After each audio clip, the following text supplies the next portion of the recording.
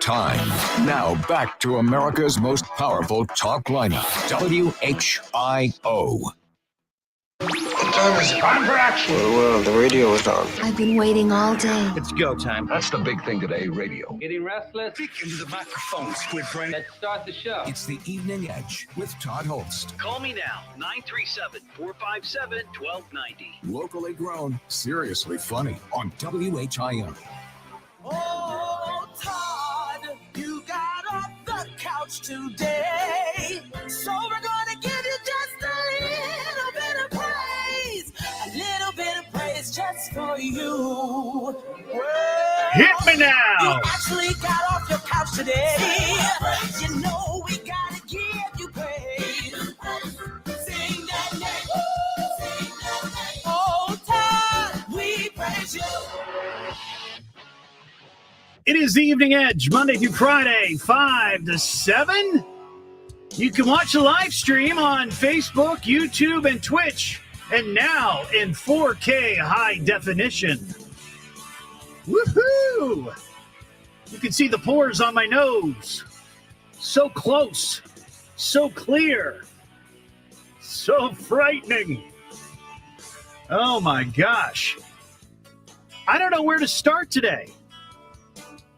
First of all, we have tickets to give away, Land of Illusion, Haunted Scream Park in Middletown. When you hear the iconic laugh of Dr. Creep, be the fifth caller at 937-457-1290. You will hear that sometime before 7 o'clock tonight. Yeah, I don't know where to start. So we've got three stories, and I'm not sure. We've got this piece of garbage who killed a kitten in front of his kids and their mother. So that's one. That's one, right? Here in Dayton. Then we've got this crazy story. This happened yesterday around drive time, around this exact time in Auglaize County, a road rage incident where somebody died. Somebody died because somebody was having road rage. So that's one, right? That's a story. And then we've got this Ohio man story from Toledo. And I don't know where to start. I don't know. I don't know which one is I just don't know. I guess I gotta talk about this road rage. I got to talk about this road rage.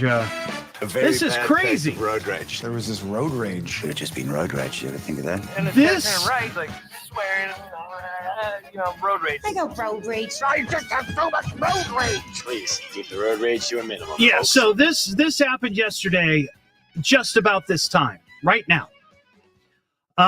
Here's the story. A person is dead after a road rage incident caused a crash on I-75. It happened near milepost 114 in Auglaize County around 5:08 p.m. According to the State Patrol, the crash happened after a 24-year-old woman from Lima named Bailey Luckett apparently had some sort of altercation on the highway with a big rig. She's in a Kia Soul, right? She's driving along, some sort of incident. We don't know exactly what caused this, like what led to the road rage, but chances are somebody was either cut off or somebody was trying to pass. Who knows? Those are the things that happen out on the highway, but I'm sure we'll get more. So at some point, this 24-year-old woman from Lima stops her car in the middle of the interstate. Just stops it. Gets out of the car, allegedly. This according to the trucker who's from Pennsylvania. She gets out of the car. The trucker, I guess, stops because he sees the car in front of her. And she confronts the driver. So she's there, flapping her jaws. At that point, A 44-year-old man from Lima named David Shute was driving a Chrysler, and he crashed, I guess, into the truck, into the rear of the Freightliner, maybe.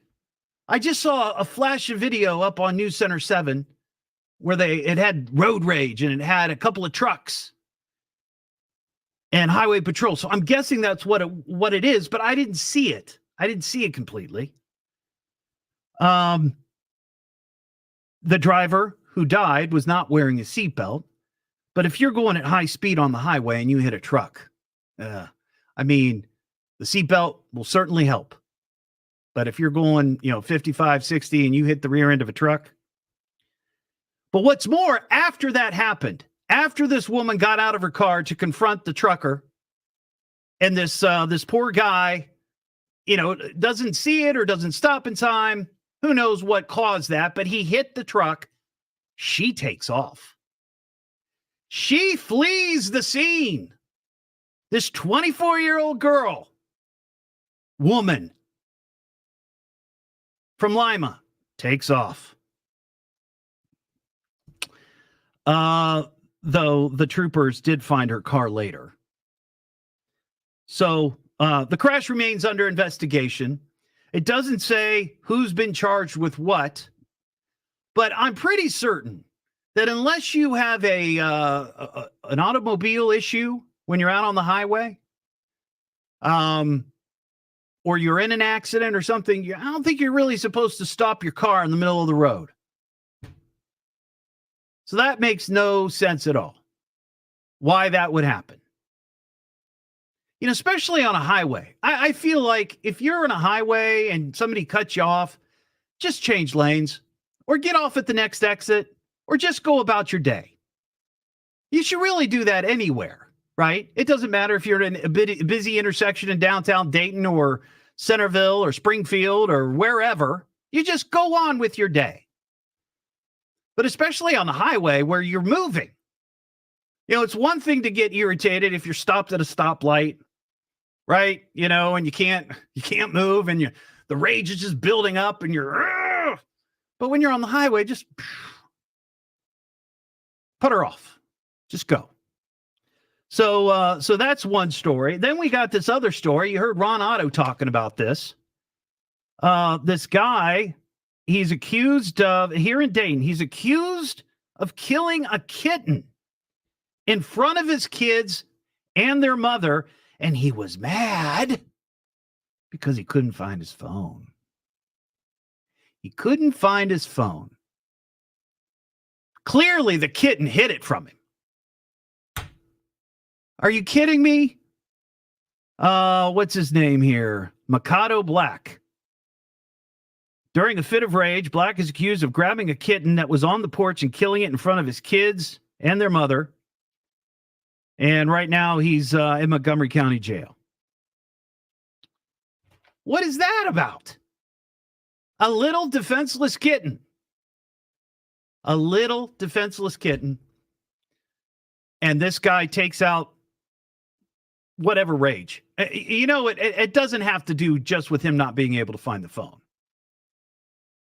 Nobody goes into that level of rage because they can't find their phone or their keys. Sure, it's irritating, but enough to kill a kitten?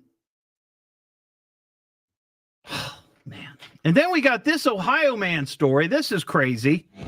He's Ohio man, causing chaos is his plan, breaking all the laws, on the run from dusk to dawn. This is the story that I had teed up and ready to go. And then 5-10 minutes before I walked into the studio, I got these other two. And I'm like, well, I got to talk about those. This one, a drunk Toledo, Ohio dad was dragged under his car while cops say he was trying to teach his 9-year-old son to drive. And this happened out in front of their house, and it was all caught on Ring camera. The 36-year-old dad was giving his son instructions on how to back out of their driveway this past Sunday. The dad named Clewan Williams allegedly told the boy to tap on the brakes. But, 9-year-olds, sometimes they don't listen to directions, right? You got to tell them 4 or 5 times. He didn't know which pedal to use, so he hit the gas. And it caused the car to fly backwards and smash into a pole across the street. Then the video shows Dad standing on the driver's side of the car with the door open, then getting knocked down and dragged underneath the car as soon as it accelerates. So you got to see the video. I posted it on my Facebook. It's remarkable. 2 children can be seen running out of the car, one from the driver's seat and the other from the back. Oh, so there was another kid in the back seat while the 9-year-old was being taught to drive by a drunk dad. Holy cow. Other children could be seen on the street watching. Now, lucky none of those kids got hit. He's been charged with wrongful entrustment of a motor vehicle and endangering children. Yeah, that's crazy. So I found a great song for all 3 of these bozos. Loser. He's a loser. Loser. He's a loser. I like that. I think that's going to make a return to the show, that particular song. It seems fitting. All 3 of those stories for sure. What am I listening to now? What is this? The Evening Edge with Todd Hollst. It's a radio show. It's entertainment. Fill it up, punk. Double D. H. Double L. S-T. I can remember that. Locally grown, seriously funny. I'm puzzled by the whole thing. On WHIO.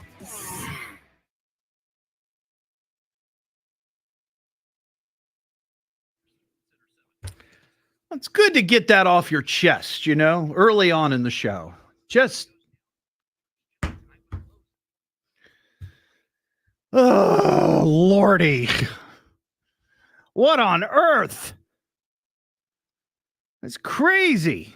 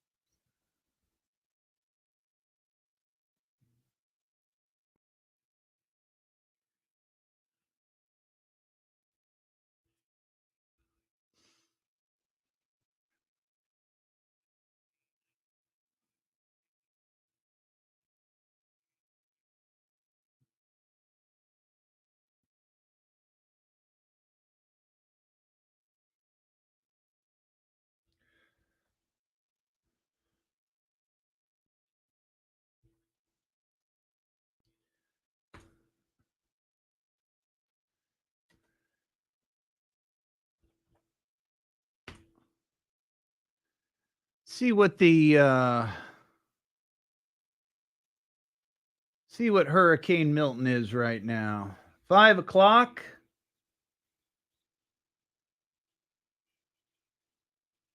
F3 or F3. Category 3, I think.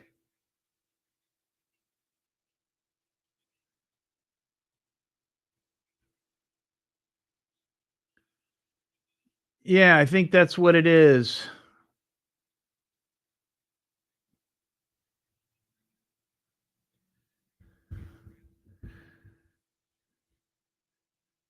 Jeff, I'll probably mention it. I got a story here.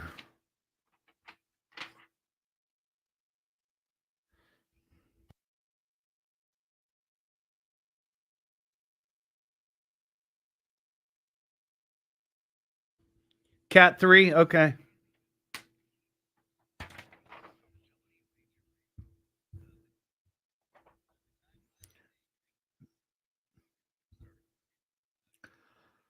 Somebody left their dog tied to a pole.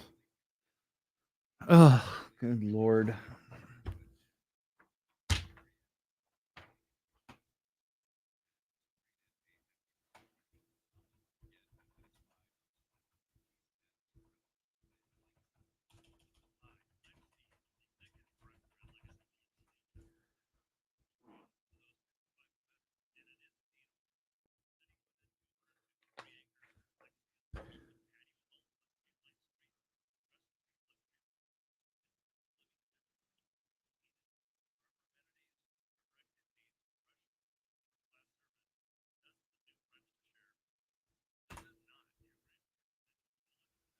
There's that story about the dog.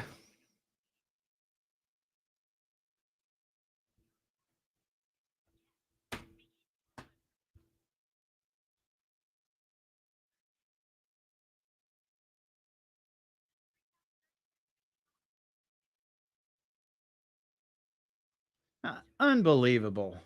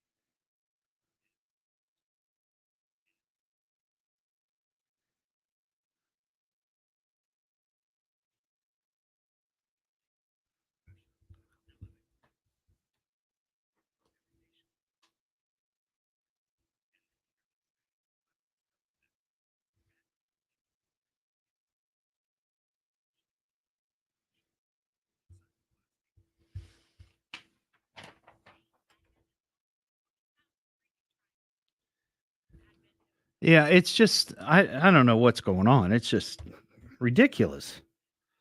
Holy cow.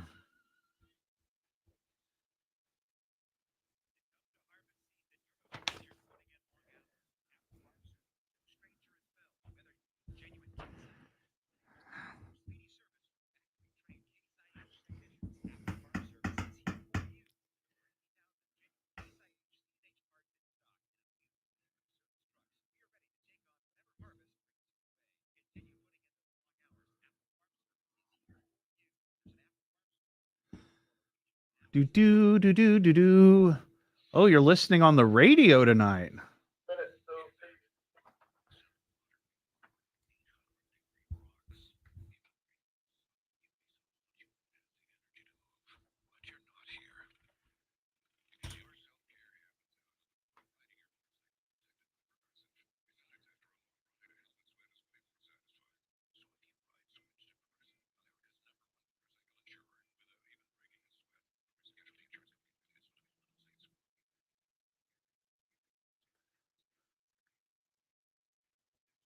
I'm seeing on the weather.com that it's a 3 right now.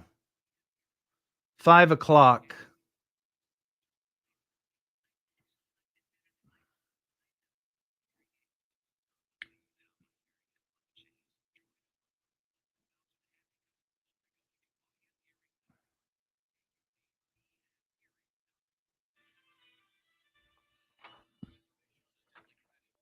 County will have that for you at 5:30. Now back to the Evening Edge with Todd Hollst on 1290 at 95.7 WHIO.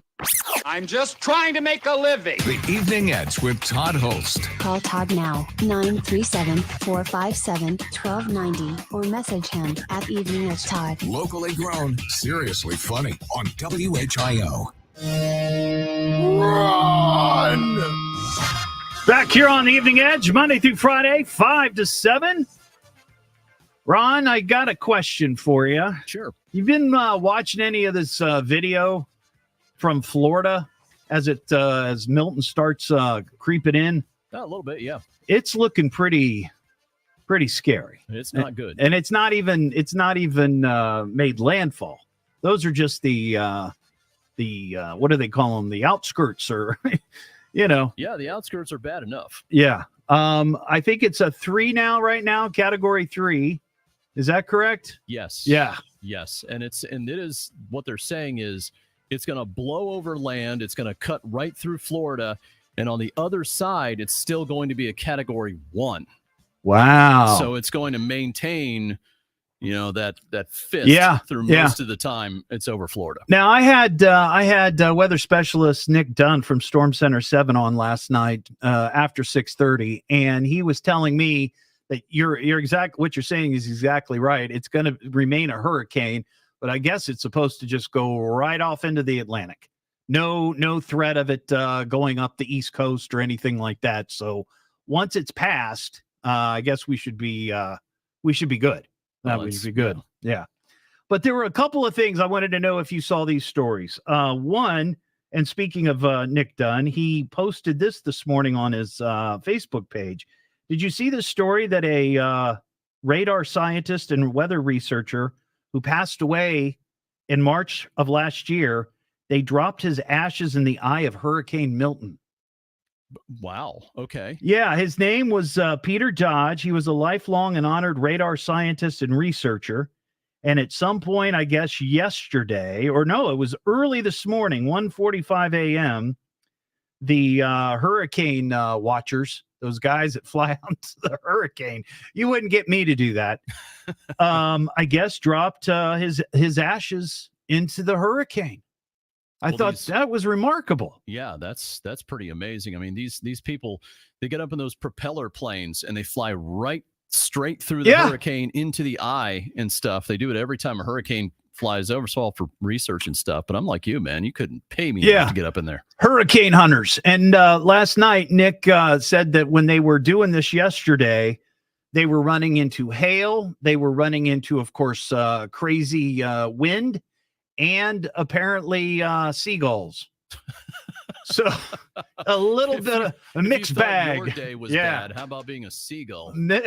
Yeah, mixed bag of everything. The other thing, somebody on the live stream mentioned, excuse me, there is a video out there. I don't know if it's a video.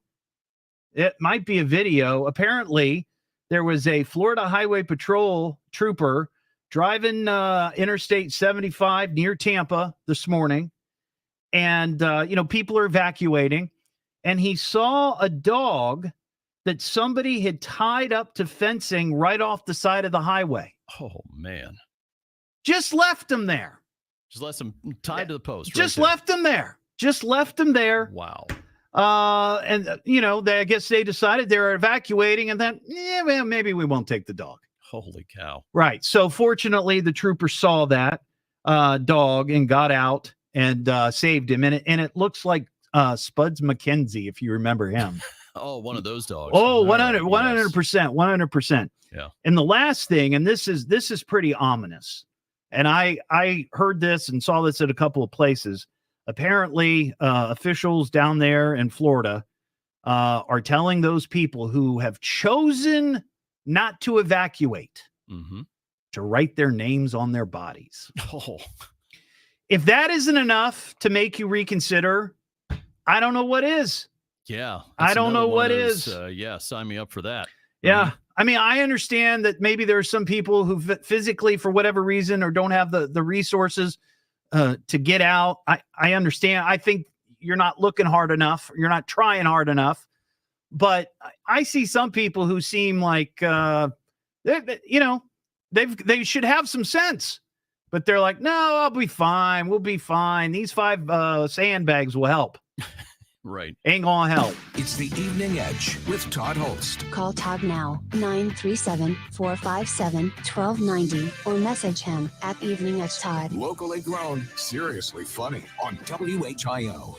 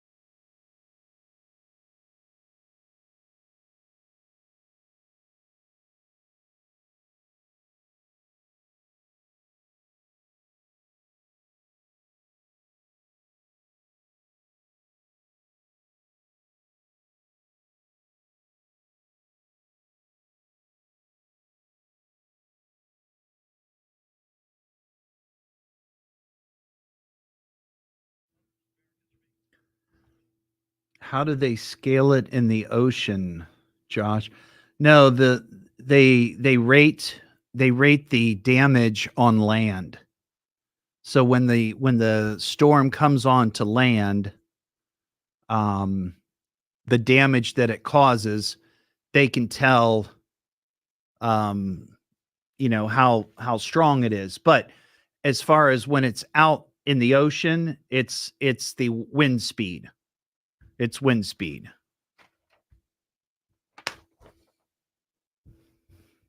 I think that's what you mean.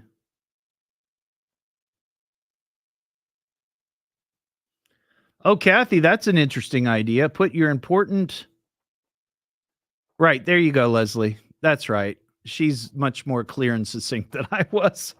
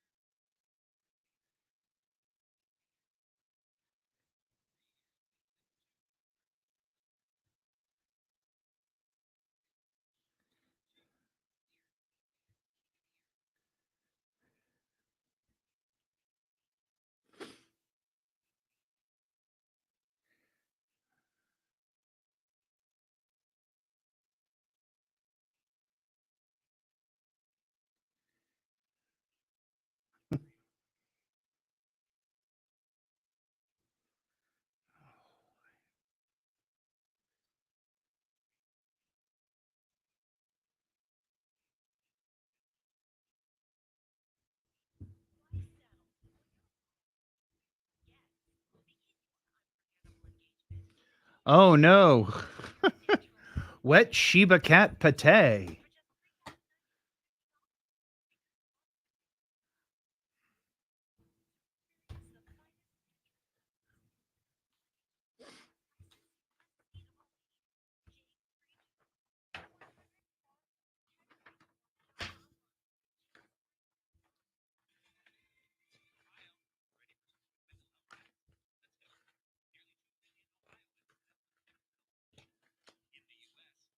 Oh, there it is.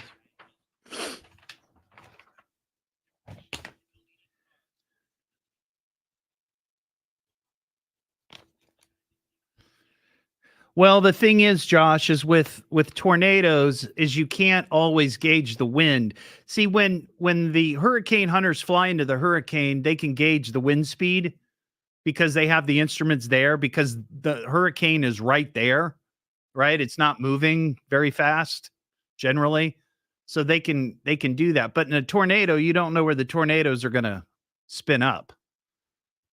So the only way that you can gauge the wind speed, unless you're a tornado hunter and you've got equipment out there, is by the damage that it causes.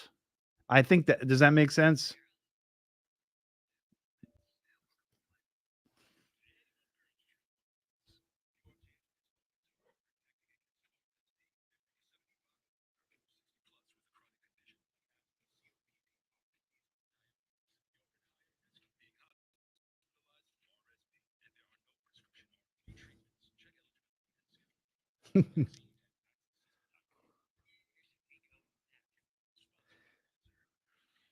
breaks. We break in anytime.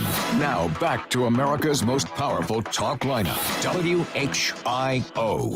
Everybody, could I have your attention, please? I need all of you to stop what you're doing and listen. Now, hold on, dummy. Just you listen to me. Now, listen to me carefully. You boys got something to say to me? Why don't you talk into the microphone? It's the Evening Edge with Todd Hollst. Call me at 457-1290. Locally grown, seriously funny on WHIO. Back here on the Evening Edge, Monday through Friday, 5 to 7.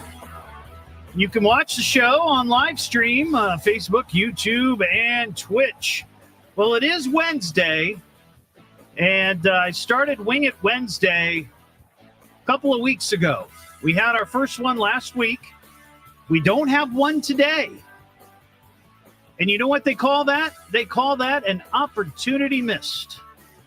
So what is Wing It Wednesday? Well, it's a chance for a local nonprofit or community organization to come here on the show for 15, 20 minutes, talk about your mission, talk about your event that's coming up right here on the Evening Edge on WHIO Radio. I mean, that's valuable airtime, At least dozens of people are listening.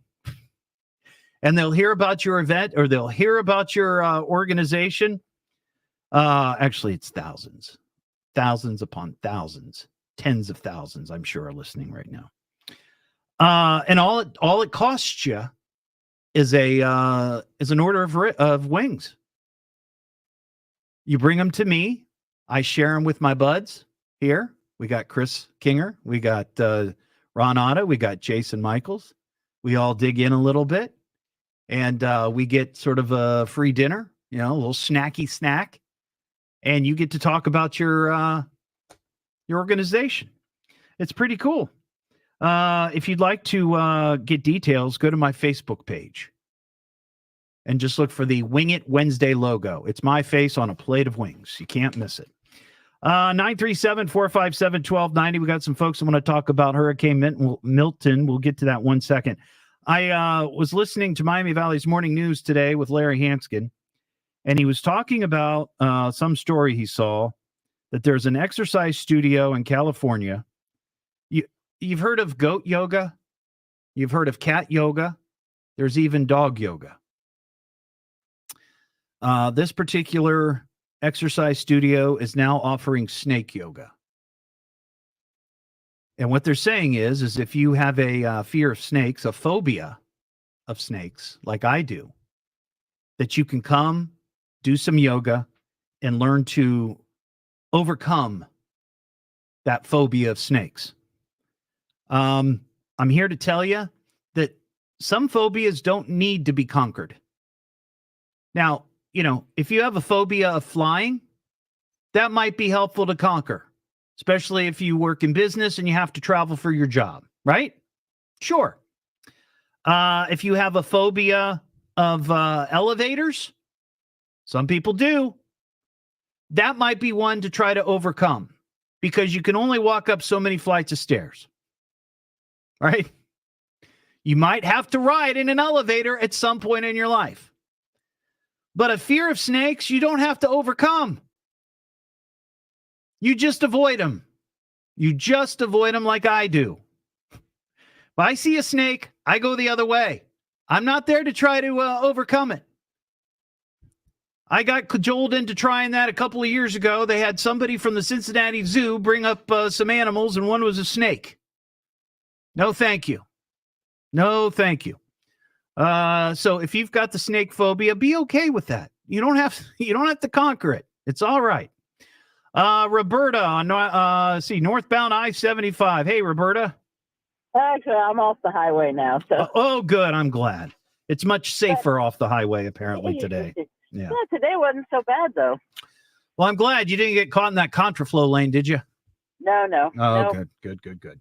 My question or my comment actually was, and maybe you can ask your listeners or people online or whatever, is a lot of times when there's a mass evacuation like is in Florida, sometimes they'll open up both directions of roadways. So like everybody going north, they will sometimes open up southbound lanes too and let more people go north. Have you heard of anything happening like that? I haven't heard anything. I've seen some videos of people evacuating on the highways, but I didn't see where they had both sides of the road go in the same direction. I did see a lot of memes that people were making online where it was like everybody going one direction and you see one car going the other direction, and the quote was something like, "Oh, I forgot my charger." Or, "Oh, I forgot my credit card or my cell phone or whatever." I'm not seeing them doing that, but maybe in some parts they are. I haven't seen it, but maybe someone knows. Maybe someone has seen it, and they can let us know. I appreciate it. Thanks, Roberta. Have a good one. Clinton and Piqua. Hey, Clinton.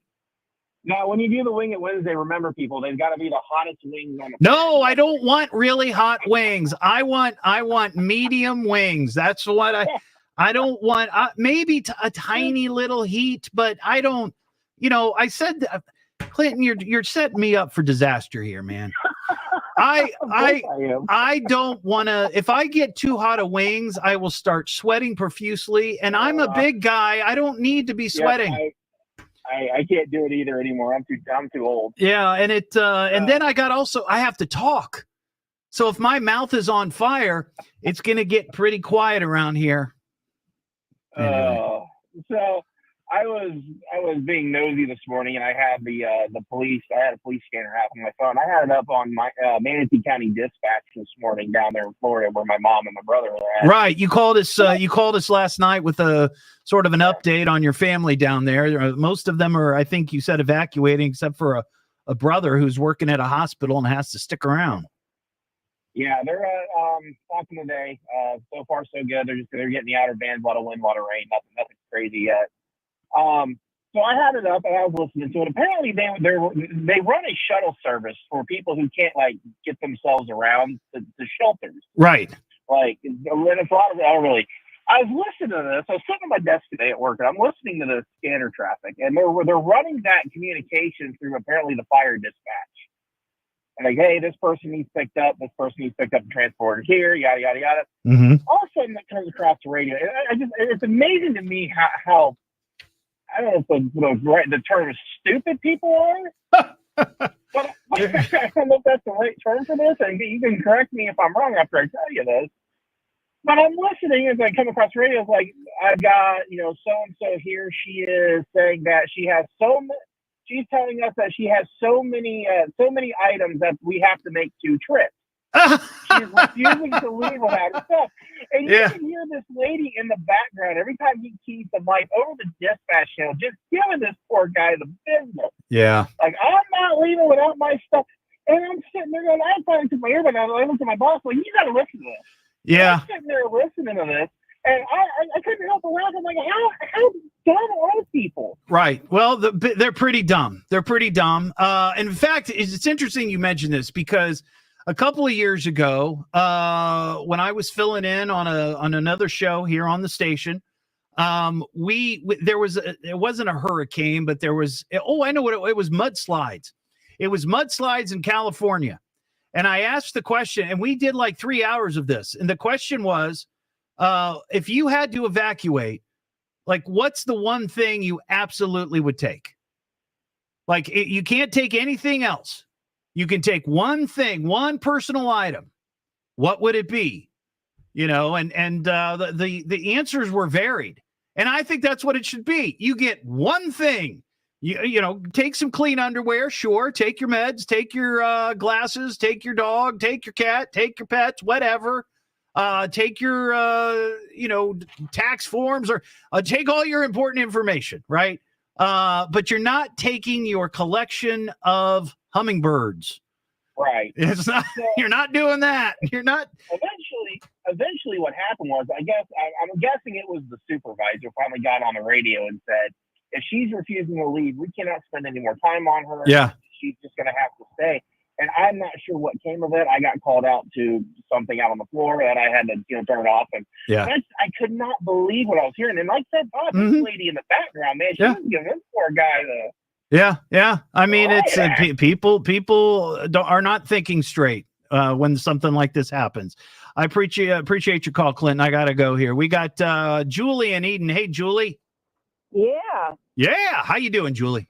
Oh, I'm wonderful. It's beautiful outside, but I'm praying for all my family and friends down in Florida. It is crazy down there. Yeah, it's getting ugly. Getting ugly. Yeah, I'm responding to the gal that called wanting to know if they open the highways. Yeah, open the highways, go in both directions to get out of town. One way out north. They all southbound lanes become northbound lanes. Okay. So you have such a traffic jam. They have people that run out of gas on the way. Yep. Yeah. And they just sit there. So they just let them all go north. Yeah. Yeah. I wondered about that. It's like when you get on the highway, you think, oh, I should have plenty of gas to get me to where I need to go. But when you're only creeping a few feet every hour, or whatever it is, you may not. So that's a tough deal. All right. I appreciate your info, Julie. I got something else to add. Yeah. Because I know you're going to love this. Oh, yes, please. I just heard your comment about snakes, so you're going to really appreciate this one. My sister and my nieces live in Florida, and I lived in Florida. We've evacuated many times. And one of the years that they evacuated, probably a couple years ago, there was a storm that was due to hit directly where they live. So they packed up all their animals, and that included 5 cats and a snake. Yep. They took a snake with them. And they had to find a place that would allow 5 cats and a snake in the hotel. They found a hotel in Beaufort, South Carolina. So they get there, and they unpack the cats, and the cats go wild in the room, and they're jumping all over the place, hanging on the curtains and everything because they're freaking out. Yeah. And the snake's in his containment, so he's fine. Yeah. And then the next day, they get an order to evacuate that place, so they have to pack the snake and the cats back up and go to another place. Oh my gosh. Can you imagine 5 cats and a snake? There's nothing worse than hurting cats, literally. That's nuts. All right, Julie, I appreciate that. Great call. I appreciate your you listening. 937-457-1290. Don't forget, we have pair of tickets to give away for the Land of Illusion Haunted Scream Park, Middletown. When you hear the iconic laugh of Dr. Creep, be the 5th caller, and you'll be a winner. It's the Evening Edge with Todd Hollst. Call Todd now, 937-457-1290, or message him at Evening Edge Todd. Locally grown, seriously funny on WHIO.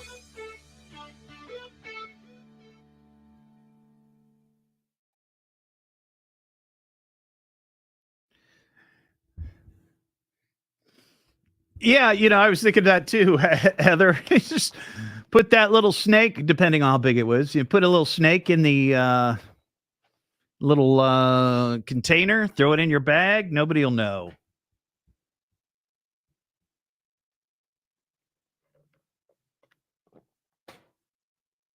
I just saw on the weather with Nick Dunn that it looked like it was on the east coast of Florida that there's a tornado warning. And that's been a big problem today. I think there's been a couple of tornado warnings in Xenia, or excuse me, not Xenia, forgive me, in Florida.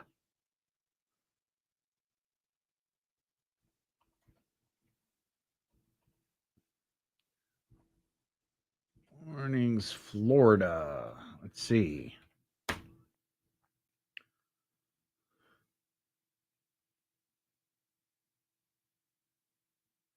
Yeah, 7 tornadoes.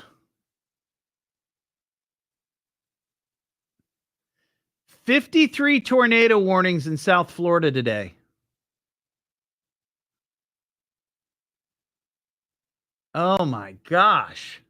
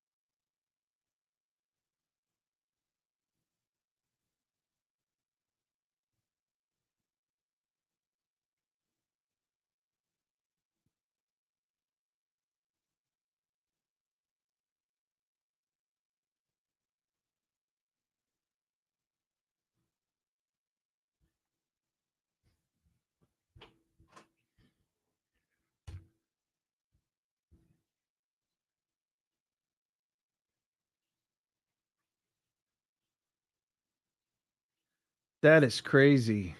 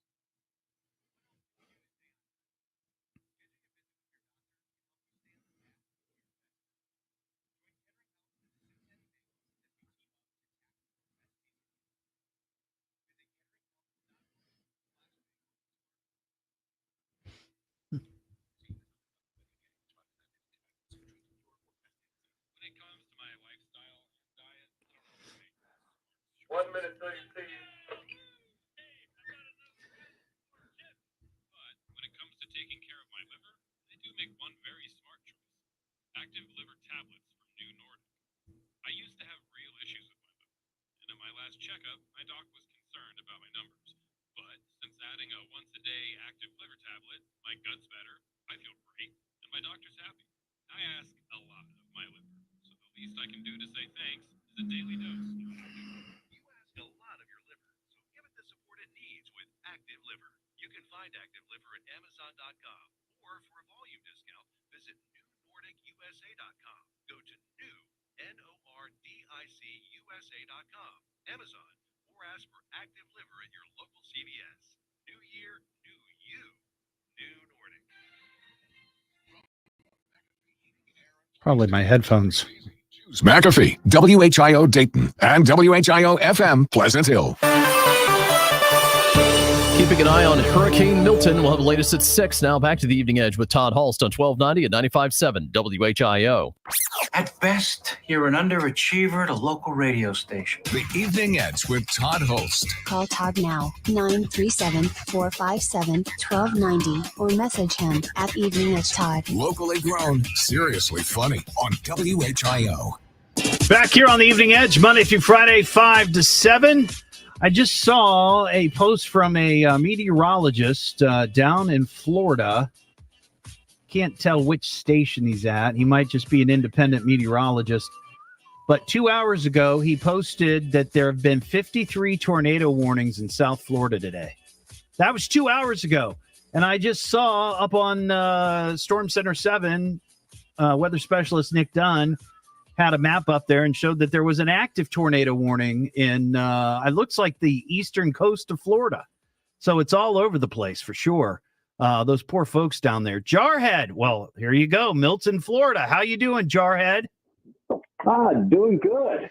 We're not even going to get rain. Well, you are you're sort of where Milton is. You're in the Panhandle. You're like closer to Mobile, Alabama than you are to Orlando or Tampa, aren't you?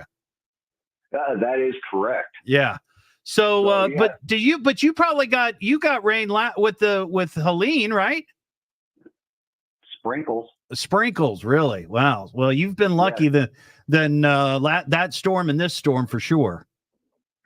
Oh yeah, you guys got Helene worse than we did. Yeah, yeah. But yeah, speaking of all those tornadoes, since they've been hitting Gator Alley, there are already memes floating all over the internet about Gator Nader or Gator NATO. Well, that was bound to happen. I mean, for sure. You know, between the gators and the pythons, it's going to be a free for all, a wildlife free for all down there. You know, pretty much. You may want to look into Lieutenant Dan. He is in his sailboat in the, I think it's the Tampa Bay area, and he's riding it out in his sailboat. Really? Yes. There's really somebody down there named Lieutenant Dan who's riding out the storm in a sailboat. Well, that's his nickname. Yeah. Well, okay. Lieutenant Dan. I get it. But yeah, and it's not even a super huge sailboat. It's just I got you. Yeah, 30-footer maybe. Wow. Jarhead, I appreciate you calling me. I gotta fly here. I got the news, but thank you for that. And hopefully you won't get any rain or any storm, or surge or anything. So stay safe, my friend. It's the Evening Edge with Todd Hollst. Call Todd now, 937-457-1290, or message him at Evening Edge Todd. Locally grown, seriously funny on WHIO.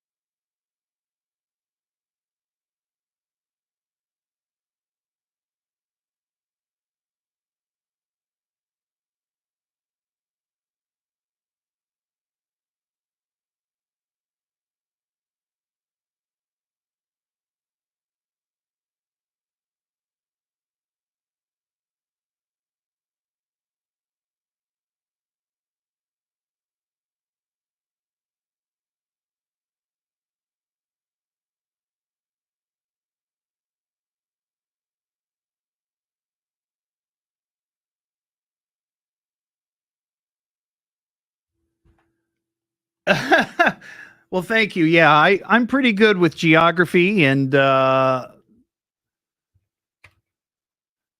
so good with math. I do okay with science. I mean, I studied geology. That was my my science track in college. I mean, I'm no good with like equations. Certainly not fractions. Don't even get me started there.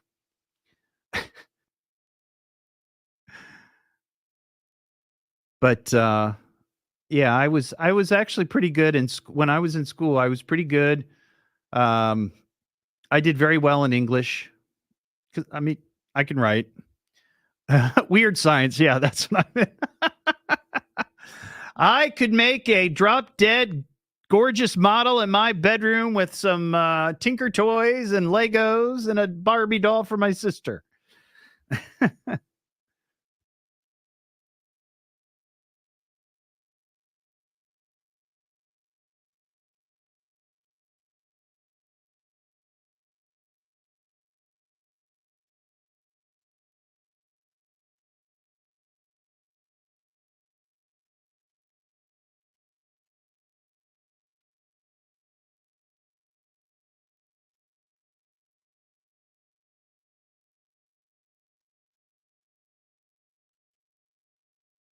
Yes, I can write cursive if that was a question. Mary would say that I'm the smartest man she knows, except for her late father.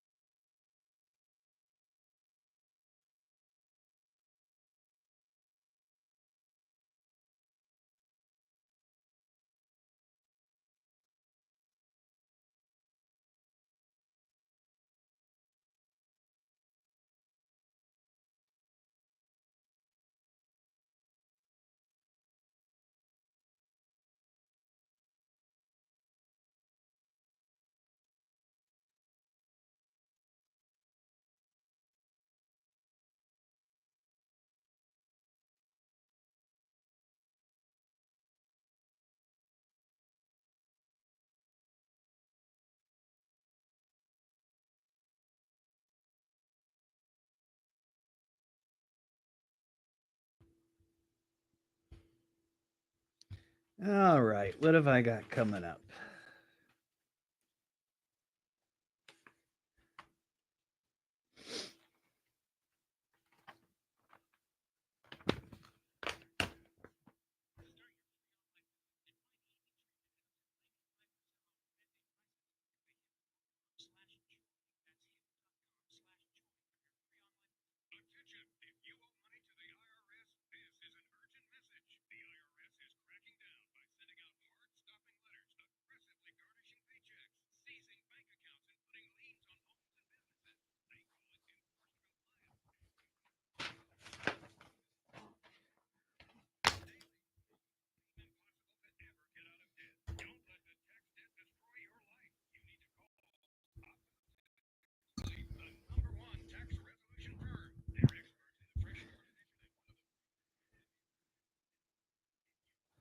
Oh, I sucked at algebra. I was awful in algebra.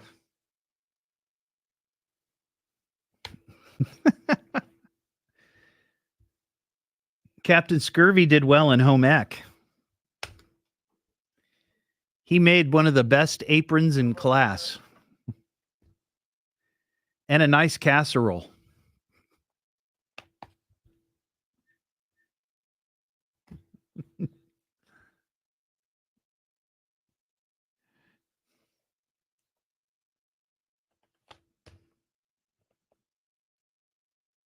Mm.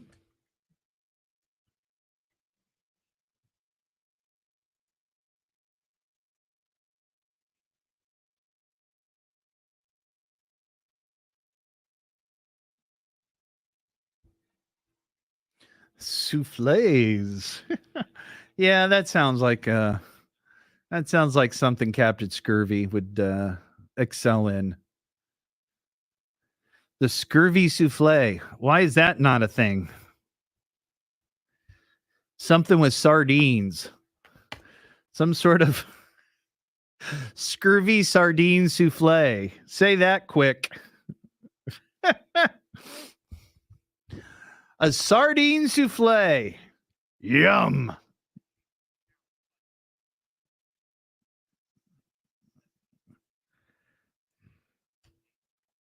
I'm sorry. I think, Captain Scurvy, you need to come up with a sardine souffle.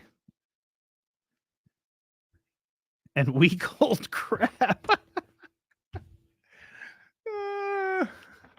And little bits of shells to add some crunch.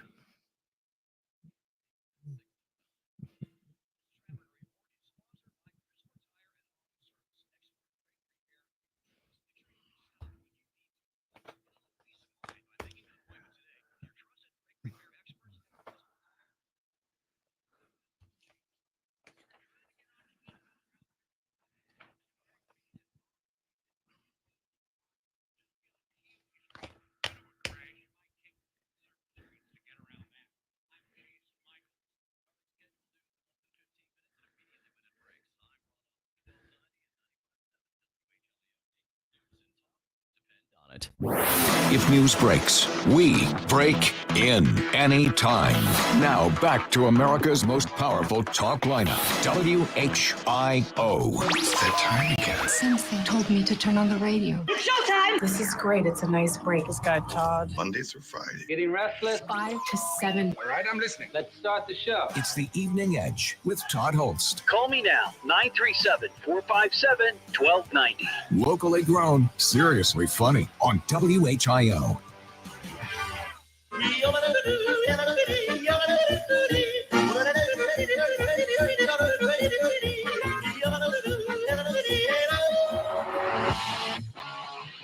It is the Evening Edge, Monday through Friday, 5 to 7, live stream up on Facebook, YouTube, and Twitch.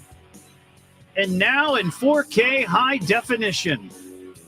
The technology on this show keeps getting better and better. I'd be curious if anybody who's watching the live stream, whether it's on your phone, I don't know that you'd really tell on your phone, but I know there's a lot of folks that watch on their big screens, believe it or not. I get pictures from people watching the show live right on the YouTube. Be curious if I look more high def. 937-457-1290. Coming up this hour before 7 o'clock, you will have a chance to win a pair of tickets to the Land of Illusion. Actually, 4 tickets. It's a 4-pack. Land of Illusion Haunted Scream Park in Middletown. Just be listening for the iconic laughter of Dr. Creep. So I've had this story in my pile here for a week or so, and I just hadn't gotten to it. And, I do a feature from time to time. It's a jerk alert. That's what it's called. Okay, who's the jerk? He's just being a jerk. Oh, shut up, jerk. Great big jerk. He's content to be a jerk, big jerk. Jerk? And the truth is I've been going back and forth a little bit on this story. Not that I have to have an opinion on every story, and not that my opinion matters for anything, because it really doesn't. But I've been trying to figure out if this Detroit judge, who I'm going to tell you about, is a jerk or not. Okay? When you reach a certain age, you kind of get tired of young people, teenagers, acting up, misbehaving, not having any respect for their environment or their situation or other people. And the vast majority of teenagers are not like that at all. The vast majority of teenagers are decent, well-behaved people. If not, it would be sheer pandemonium. And it's not. It's just a little pandemonium.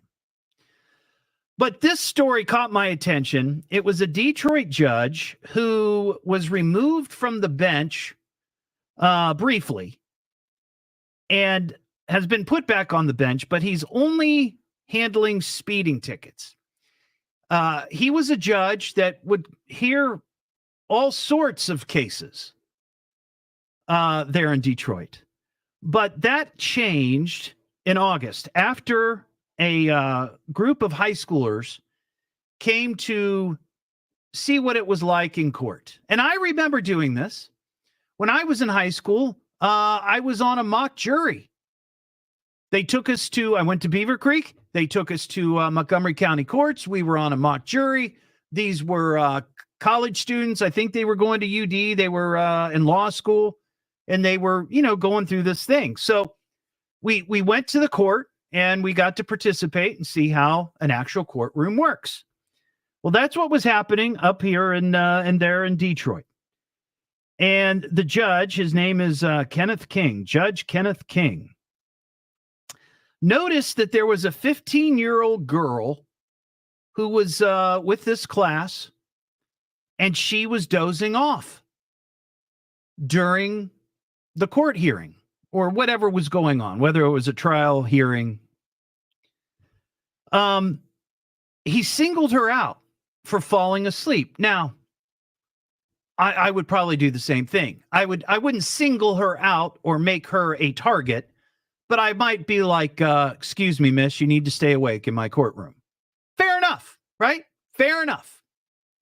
If anybody else was snoozing, whether it was, a plaintiff, a defendant, or somebody in the gallery, or one of the attorneys, they would hear about it. So that makes all the sense of the world.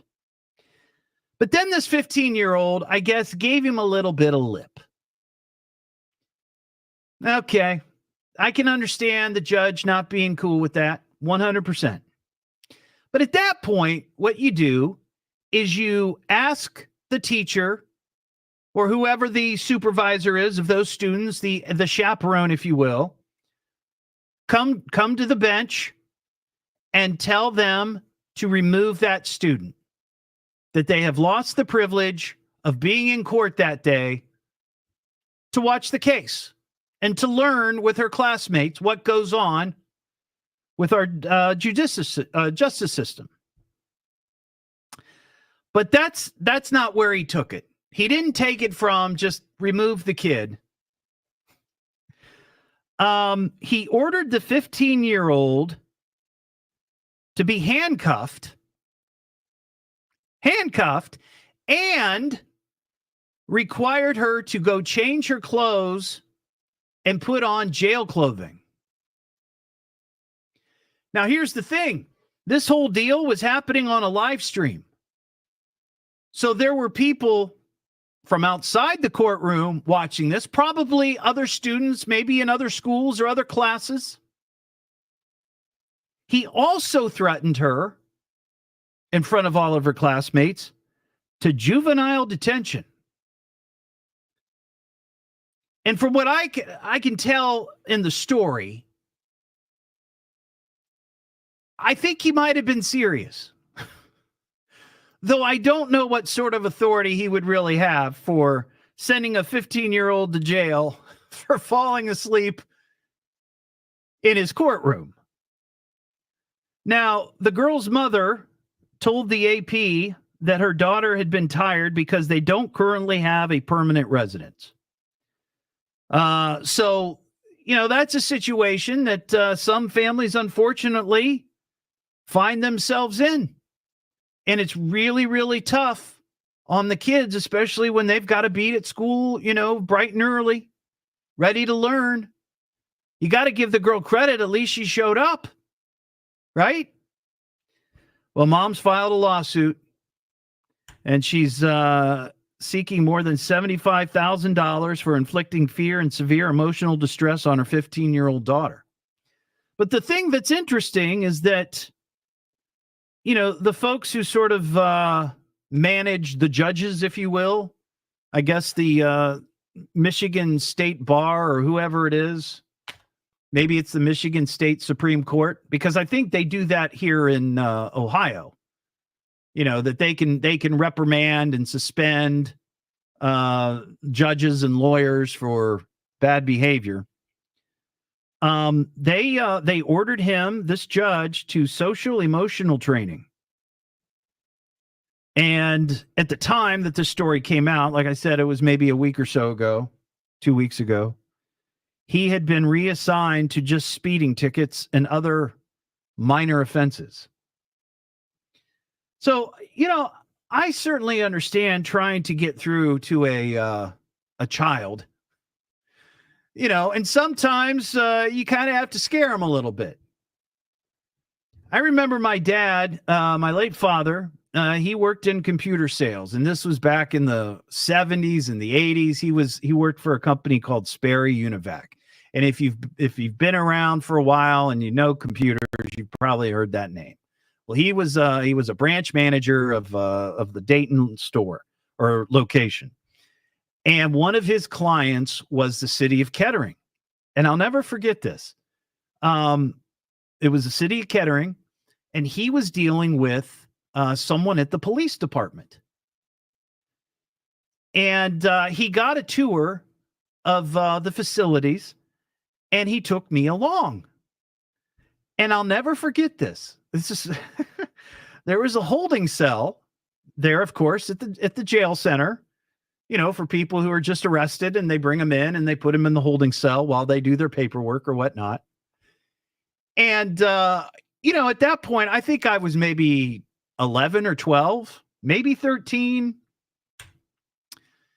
And he said, well, why don't you go in and take a look at the jail, or go inside the jail cell? Because I'd never been in one.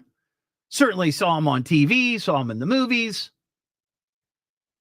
And he closed the bars. I was behind, jail cell doors, not for very long. My dad was cracking up about it. But I'll tell you what, I knew that I wasn't going to be, stuck in there for a long time, but it certainly made an impression on me, because I remember kind of shaking the bars, and it's like, you ain't getting out. But I don't know. I feel like this judge maybe went a little bit overboard, a little full of himself. Definitely, tell the kid you can't sleep in here. Definitely tell the teacher, get the kid out of here after, she gives him a little bit of lip. And it doesn't say what she said or did, but he said it was a bad attitude. But, you've seen this. It's like the slightest little thing could really push somebody like that over the edge because they love their position of authority, and they don't want anybody messing with them. But I don't know, making her change her clothes and putting on probably one of those orange jumpsuits, like orange is the new black, and slapping her in handcuffs and threatening her with juvenile detention. It's probably a bit much. What am I listening to now? What is this? The Evening Edge with Todd Hollst. It's a radio show. It's entertainment. Fill it up, folks. Double D. H. Double L. S-T. I can remember that. Locally grown, seriously funny. I'm puzzled by the whole thing. On WHIO.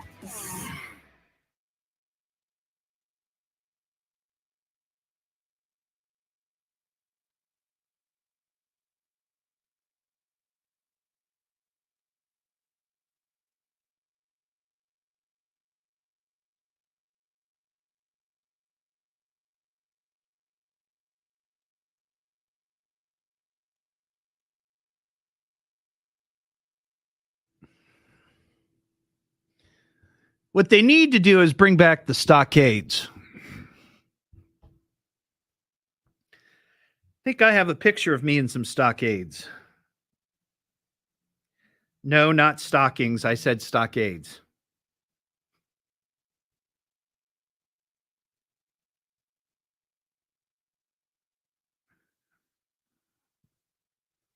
Let's see.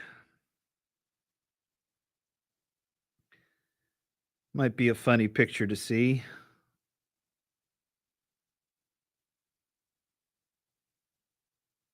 Let's see.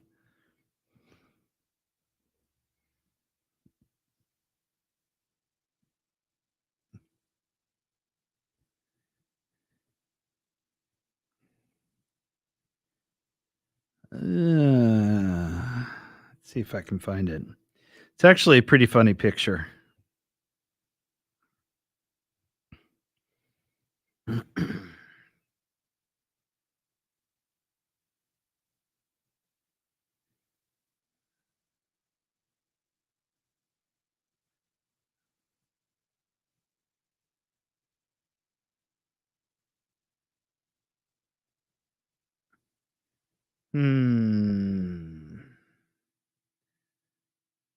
Not seeing it. I thought I had it on my phone. I mean, it's not a big deal. It's just kind of funny, though.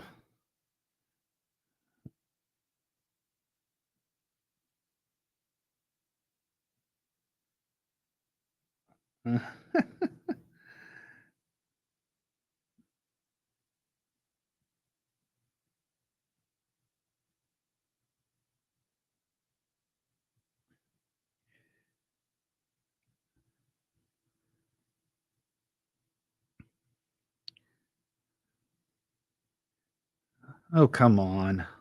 I'm sure I saw it on here before.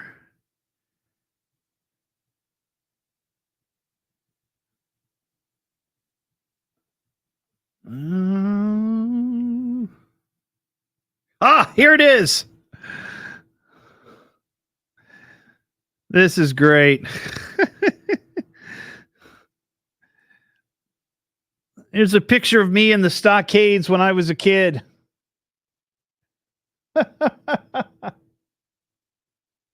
There you go. Did you see that? I'll post that.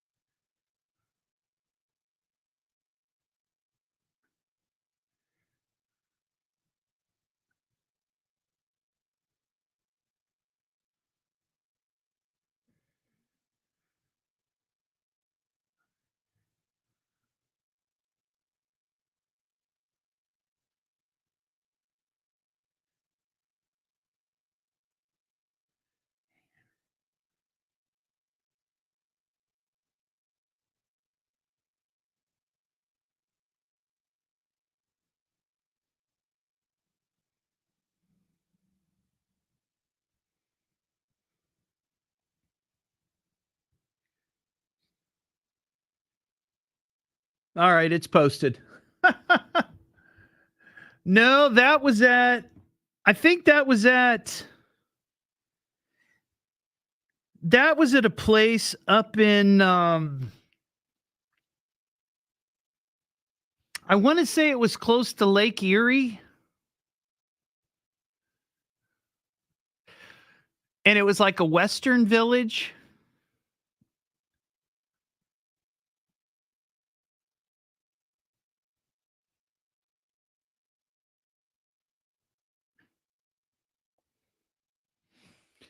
It was, I remember it was like a little Western town, and they had, they did this like recreation of Billy the Kid and Sheriff Garrett.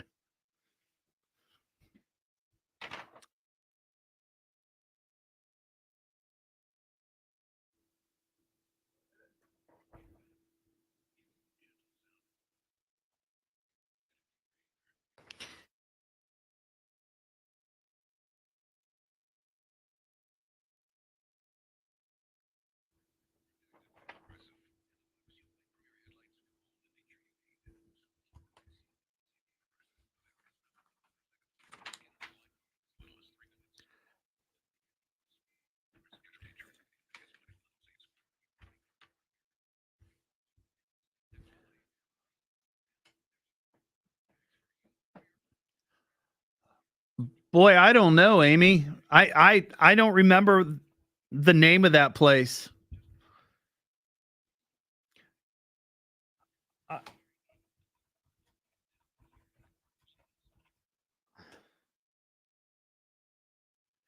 No, I don't think it was.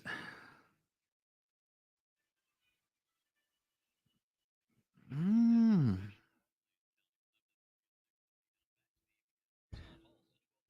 95.7 WHIO. From a psychological standpoint, the radio station represents a link to normalcy. The Evening Edge with Todd Hollst. Call Todd now, 937-457-1290, or message him at Evening Edge Todd. Locally grown, seriously funny on WHIO.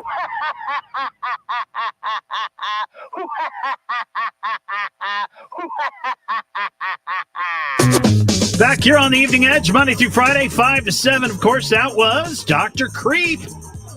The iconic laughter of Dr. Creep, one of my personal heroes. If you'd like to go see the Land of Illusion Haunted Scream Park down in Middletown, be the fifth caller, 937-457-1290, and you're going to score 4 tickets. This Saturday, I'm going to be at the Spirit of the Forest Bigfoot Festival up in Greenville. We're going to be doing our podcast, the Dark Edge podcast, with my buddy Tim DeBusk, the paranormal hunter. And we're going to be at J&J Enterprises, 3875 Ohio State Route 502 there in Greenville. Bigfoot Festival goes on Friday and Saturday. We're going to be there between noon and 2. There at their fancy gazebo. So stop by and say hello, and we'll have some Bigfoot fun. You can get details on my Facebook page, or you can go to BigfootFestivalOH.com. I heard Larry Hanskin talking about this morning on Miami Valley's Morning News, and I know that this is one of his pet peeves. From time to time, he talks about people wearing their pajamas in public. And I have to tell you, I agree 100%. Don't be wearing your pajamas in public.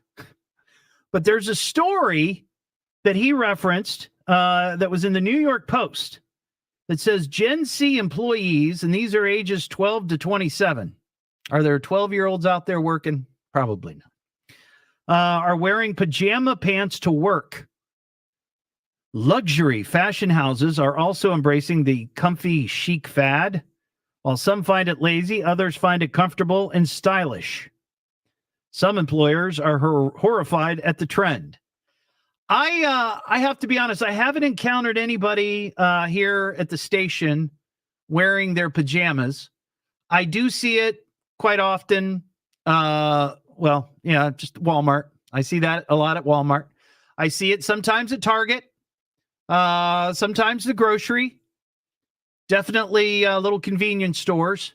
And on some level, okay. Like if I'm at home and I decide, I want to run out and get something and I'm wearing my pajamas, I usually don't change, but lots of times I'm just going through the drive-through. I would feel funny going into, a little mini mart to pick up some cocktails or something in my negligee. I mean, that would just be... What am I listening to now? What is this? The Evening Edge with Todd Hollst. It's a radio show. It's entertainment. Fill it up. T-O. Double D. H. Oh. Double L. S-T. I can remember that. Locally grown, seriously funny. I'm puzzled by the whole thing. On WHIO.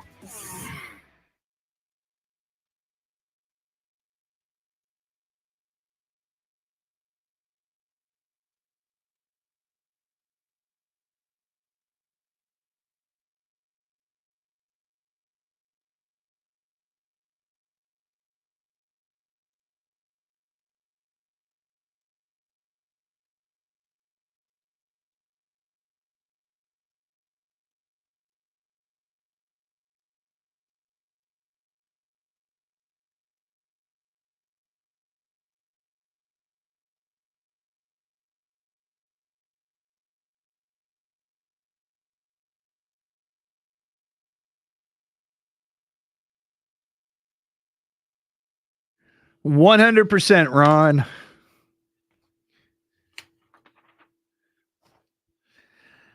Nothing like a fat guy in negligee, let me tell you.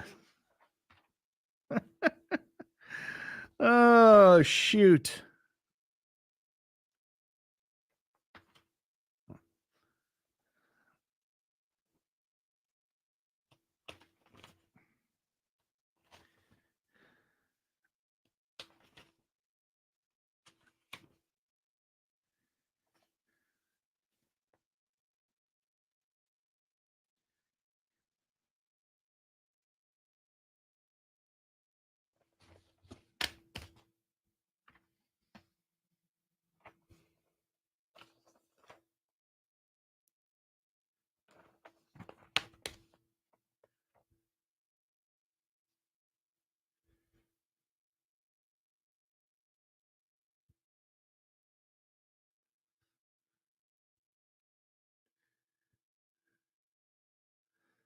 So now they're saying Milton is going to make land as a Cat 3. That's what it is right now.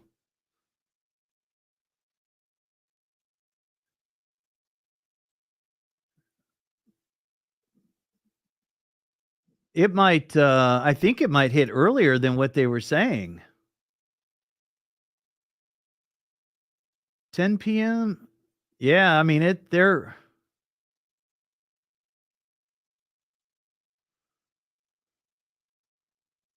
That might happen before midnight. I'm not sure.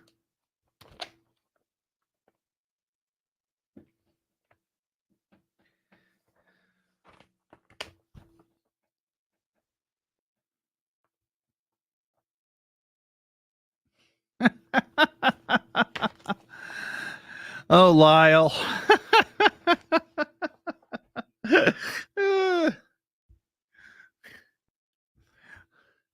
My swinger. Hey, ladies.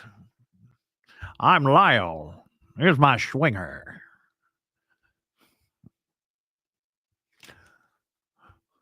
Ooh, ah, ah.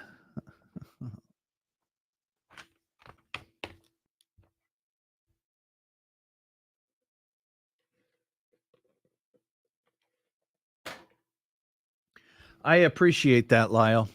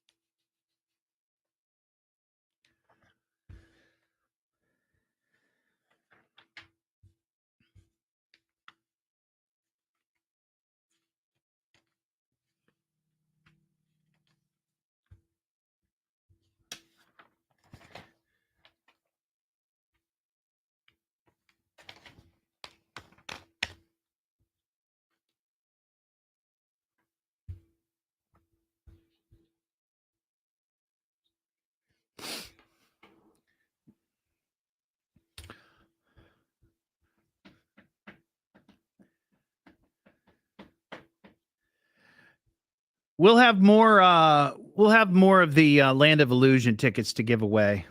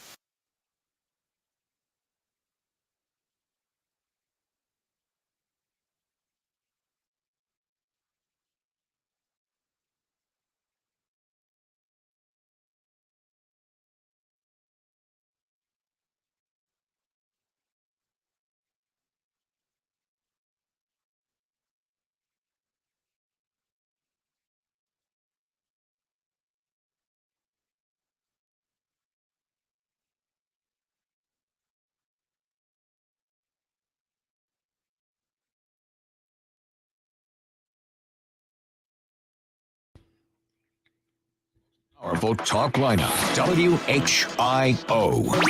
And now, with your permission, I'm going to do my stuff. Could this day get any more fantastic? Let's get on with it. It's the Evening Edge with Todd Hollst. Call me at 457-1290. Locally grown, seriously funny on WHIO.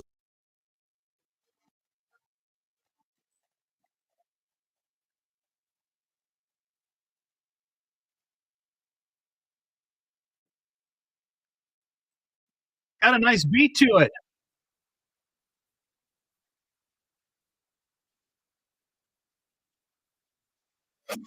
Back here on Evening Edge, Monday through Friday, 5 to 7.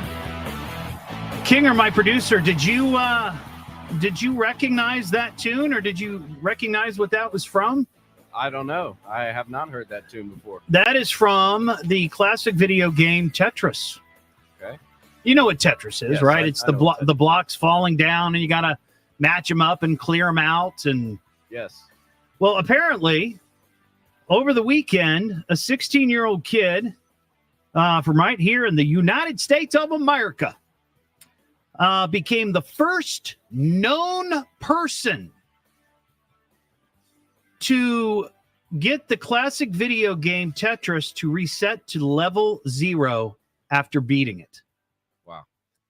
Apparently, according to the story, no one has ever done that. They have never beaten the game. His name is Michael Artesia. He's 16.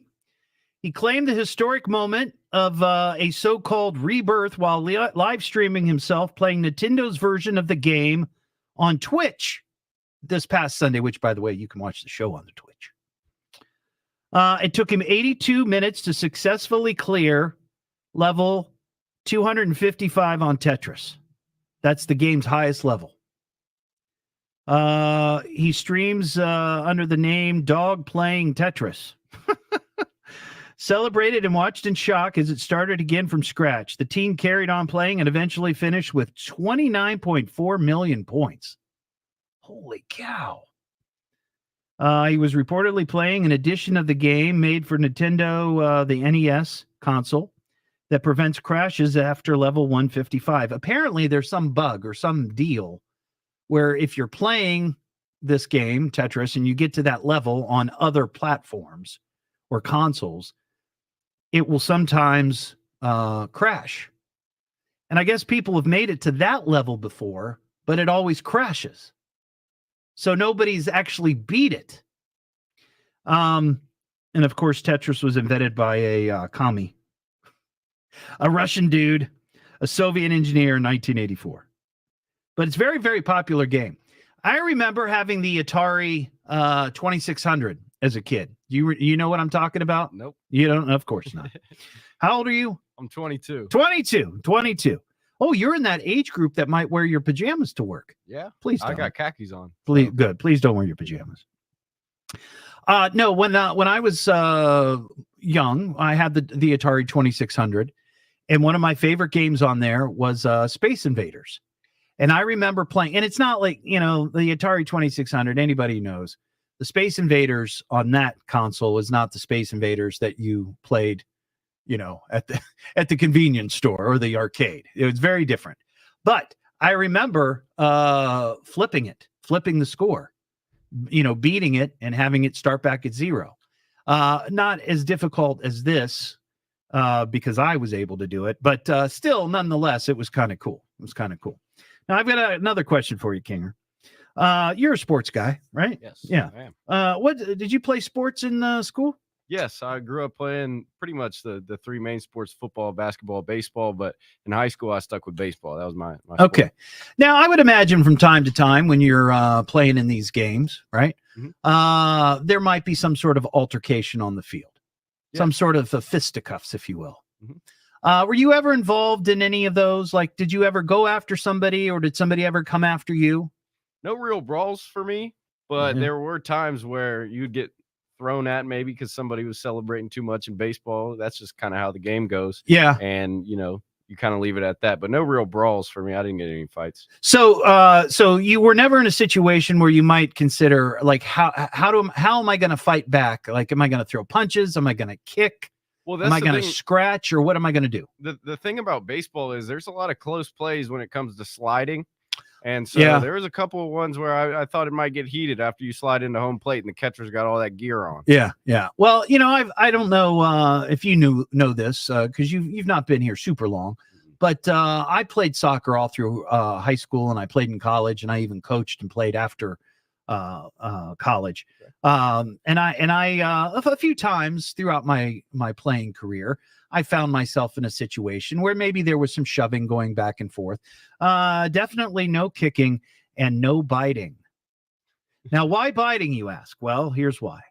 There is a player on an English team in the Championships League in England. That is the Championship League is the league right before or right below the Premier League. So you got the Premier League, which are like the best teams in England. And then you've got the second best tier, and that's the Championship League. There's a guy by the name of, he's a striker, a forward. He plays for Preston FC, and his name is Milutin Osmajic. That's a guess, but it sounds good. Milutin Osmajic. And he was sent off with a red card. That's it's getting kicked out of a game after he bit the back of the neck of a Blackburn, who they were playing, defender. There was some sort of incident, and this adult decided to retaliate by biting the guy in the back of the neck, and left a bite mark. That's the kind of thing that happens in daycare. My kid got sent home for biting somebody, and my kid was sent home after getting bitten by somebody. That happens all the time. Daycare workers will tell you. Kids biting other kids, it happens, but generally not in professional sports. I think that might be the first time that I'd ever heard that. But apparently it has happened before. There was a situation back in 2013. There was a player by the name of Luis Suarez from Uruguay. He was playing for Liverpool. Now, that's one of those big teams. One of those big teams that usually they find themselves in the Premiership. They're a good team. Sure, you've heard of Liverpool. He was given a 10-match ban for biting an opponent during a Premier League game against Chelsea. So he got 10-game suspension. This other guy only got 8 games. So I wonder why there's a difference in the punishment. I mean, I'm serious. It's like, well, why? Because lots of times when players are punished in sports, they do sort of look at, okay, well, this player did this, and he got suspended for this and for that long and fined so much money. Then somebody does the exact same thing. They usually try to, have some parity there, because then if not, it could show favoritism or something like that.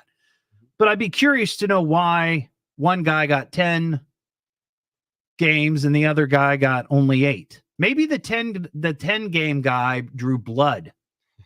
Deeper fangs. That could be. maybe he drew blood, right? Maybe the other guy didn't. It just left a bad mark. Well, I do think that maybe they kind of factor in the context of the event. Maybe like, that's why true. Somebody would do it. Yeah. I don't know. But I just feel like biting, it shouldn't even come into your mind. I understand the heat of the moment. Emotions run high. People are passionate. These guys are all pumped up on adrenaline and steroids probably or something. But I don't know. But they have the roid rage. It could be. But I could see somebody pounding someone down. I've seen soccer players kick each other, which I think is pretty lame. And of course pushing but to me, it's like biting and pulling hair are the two things that just shouldn't happen in a sporting event, right? Pulling hair, biting. Anyway, I'm just curious. I didn't think that you didn't strike me as a biter. No. So, yeah, that's good. We got some science news. Consider the following: miscellaneous and wondrous things. Science. You see, it's a matter of science, lad. Come here, I'll show you. Brilliant. Blah, blah, blah. Science, science, science. How can scientific truth be heresy? What did the great man of science have to say today? Well, this is kind of interesting, and this is space related. I love space science news.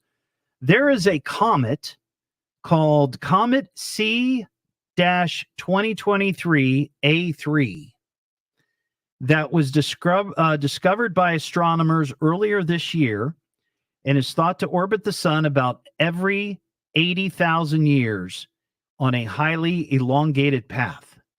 Now, what does that mean? Well, here's the headline. A comet that has not been seen from Earth since Neanderthals were alive. And by the way, is it Neanderthals or Neanderthals? I hear that both, and it's very annoying to me. It's sort of like tinnitus and tinnitus, right? I have ringing in my ears, and sometimes I'll say, oh, I've got the tinnitus, and I've been corrected. Oh, it's tinnitus. And then I say, oh, well, okay. And I've said, I've got the tinnitus. Oh, it's tinnitus from somebody else. I digress. So this comet has not been seen from Earth since the Neanderthals were alive and kicking. And it's reappeared in the sky. And astronomers are saying that it might be visible with the naked eye. Researchers say the comet was thought to have originated in the Oort cloud, which lies behind Neptune's orbit. But now the comet is in our neck of the woods, having made its closest approach to the sun at the end of last month, and it's expected to do the same to Earth on October 13th, just a few days away. At that point, the comet will be almost directly between the Earth and the sun, and as a result, experts say the best time to look for it will be a few days before and a few days after. Naked eye visible comets are rare enough as it is, and this one has the potential to be among the brightest that astronomers have seen in the last few decades. They say from the 13th of October, the best chance of seeing the comet is in the late evening after sunset, looking west towards the constellation of Booties? B-O-O, with the second O has umlauts over it. T-E-S, Booties. I don't know. Is that how you pronounce it? And the comet will likely appear as a smudge in the sky to an unaided eye, though they suggest binoculars or a small telescope. But I just thought that was kind of cool that this comet that has not been seen on this planet since the Neanderthals, that's pretty cool. That's pretty cool. Here's a little comet fact that you may not know. You know Samuel Clemens, right? Mark Twain. The year he was born, Halley's Comet appeared. The year he died, Halley's Comet appeared. It's kind of interesting, isn't it? What am I listening to now? What is this? The Evening Edge with Todd Hollst. It's a radio show. It's entertainment. Spell it out, punk. T-O. Double D. H. Oh. Double L. S-T. I can remember that. Locally grown, seriously funny. I'm puzzled by the whole thing. On WHIO.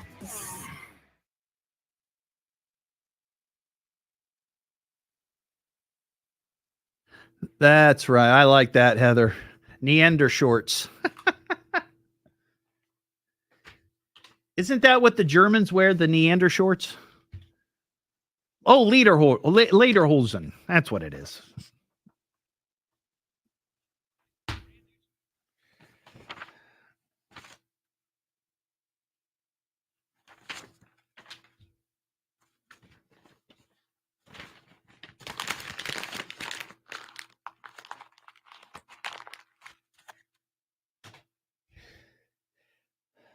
I am 0 for everything tonight with paper wads. Let me tell you. Flurgenhevens, Flubenflevens, Fluffernutters. Don't forget to download your mask off my Facebook. You should print it out on cardstock and wear it. Or not wear it, but put a fork on it and hold it up to your face when the kids come to your house for Halloween. And it also makes a nice fan.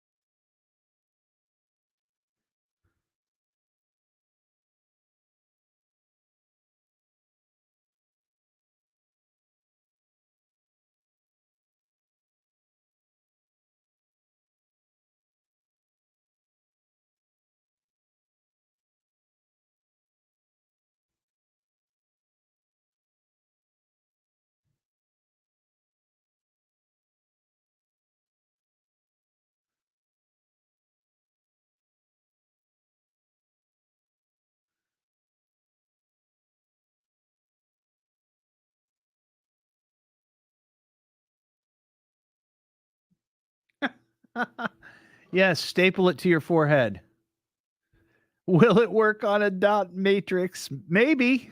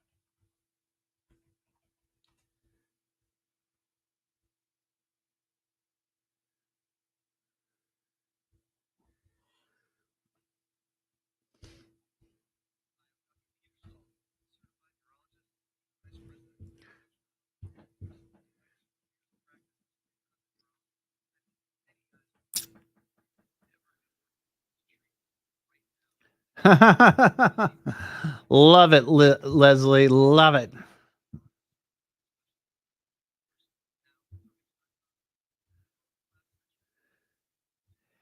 Katie, I'm looking for 501c3s or, just community groups that have an event that's coming up.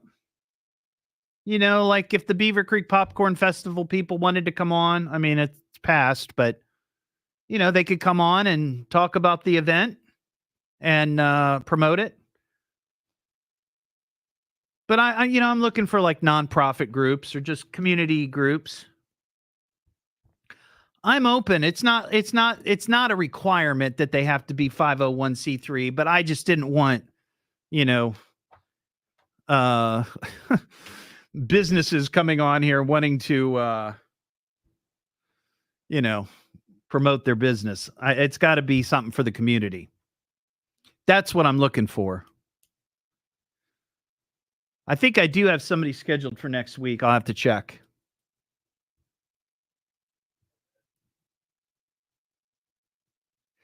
Your garage sale. Oh, Captain Scurvy.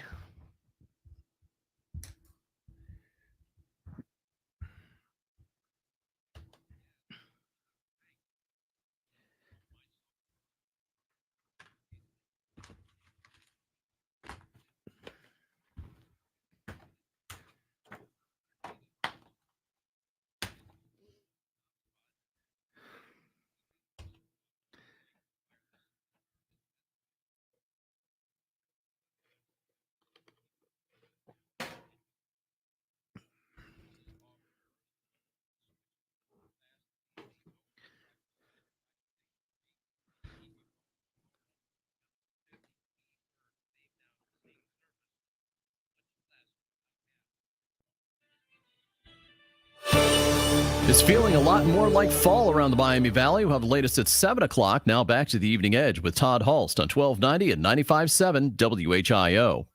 And now for our devoted listeners, back to the show. The Evening Edge with Todd Hollst. Call Todd now, 937-457-1290, or message him at Evening Edge Todd. Locally grown, seriously funny on WHIO. Back here on the Evening Edge, Monday through Friday, 5 to 7. Tomorrow night on the show, in the 6 o'clock hour, there's going to be a special studio guest. Now, I've talked about this guy before, and he's a bit different. He's a local performer, in air quotes. He goes by Golden Guy. And he is quite the experience. And he's doing a benefit on Sunday. And somebody called me last night and said, hey, would you mind booking Golden Guy on your show so we can promote this? And I thought, okay, why not? He's from Dayton. He does a lot of charity stuff. So he's going to be on tomorrow night after 6 o'clock. So it should be interesting. Have a great night. We'll talk to you tomorrow.